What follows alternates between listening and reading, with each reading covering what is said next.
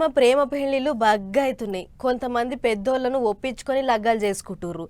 ఇంతమంది పెద్దోళ్ళు వద్దంటే ఎవ్వలకి చెప్పకుండా పోయి పెళ్లిళ్ళు చేసుకొని చక్కగా పోలీస్ స్టేషన్కు వస్తుర్రు. ఎందుకంటే పిల్లగాని అయ్యవ్వలు ఏమన్నా అంటారని, మేము మేజర్లము, మాకు మీ సపోర్ట్ కావాలని అడుగుతుంటారు. కానీ ఇప్పుడు కాడ ఏకంగా పోలీసోళ్ళే కొన్ని జంటలకు పెళ్లిళ్ళు చేసిర్రు. మరి ఆ పెళ్లిళ్ళ సంగతి ఏందో, పోలీసోళ్ళు ఎందుకు వాళ్ళకు లగ్గాలు చేసిర్రో ఒక్కసారి చూద్దాం పారి.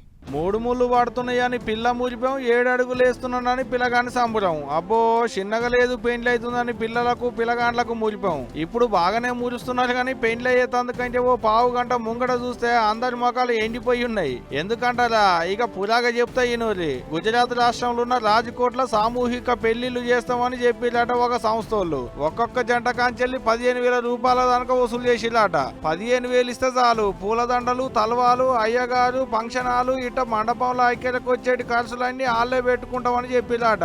ఏమైనా పిల్లగాడు పెళ్లి బట్టలు కట్టుకొని పోయి పీటల మీద కూర్చుంటే చాలన్నట్టుగా. అట్ట ఏం తక్కువ 28 జంటల కాడ పైసలు వసూలు చేసిలాట. తీరా లగ్గమేళ్లకు మండపానికి పోయి ఫోన్ చేస్తే వాళ్ళ ఫోన్ స్విచ్ ఆఫ్. అయ్యగారులు లేరు, లగ్గాలు చేస్తామని చెప్పిన సంస్థలు లేరు. పెళ్లి బట్టలు కట్టుకొని వచ్చి మండపంలో కూర్చున్నారు కొత్త జంటలు. ఇంకేముంది, ముచ్చటం తెలకగానే పోలీసు వాళ్ళకు ఫోన్ కొట్టి చెప్పిలాట. పీటల మీద పెళ్లి లాగొద్దనుకున్నట్టున్నారు కావచ్చు పోలీసు కూడా. అందుకనే పోలీసు వాళ్ళే పెళ్లి పెద్దలయ్యారు. వాళ్ళే దగ్గరుండి అయ్యగారిని పిలిపించిర్రు, మంత్రాలు చదివిచ్చిర్రు, పిల్లల మెడల పిల్లగాండ్లతో పుస్తలు కట్టించిర్రు, తలవాలు పోయించిర్రు. అటంక ఆలుసుత 4 ఇత్తులేసి దీవెనార్తులు పెట్టిర్రు కొత్త జంటలకు. ఇక మరి చూడాలే, లగ్గాలు చేసిన పోలీసు వాళ్ళే మోసం చేసిన బద్మాషి గాండ్లను ఎప్పుడు పట్టుకుంటారో ఎట్లా పట్టుకుంటారో అనేటిదిగా రేపు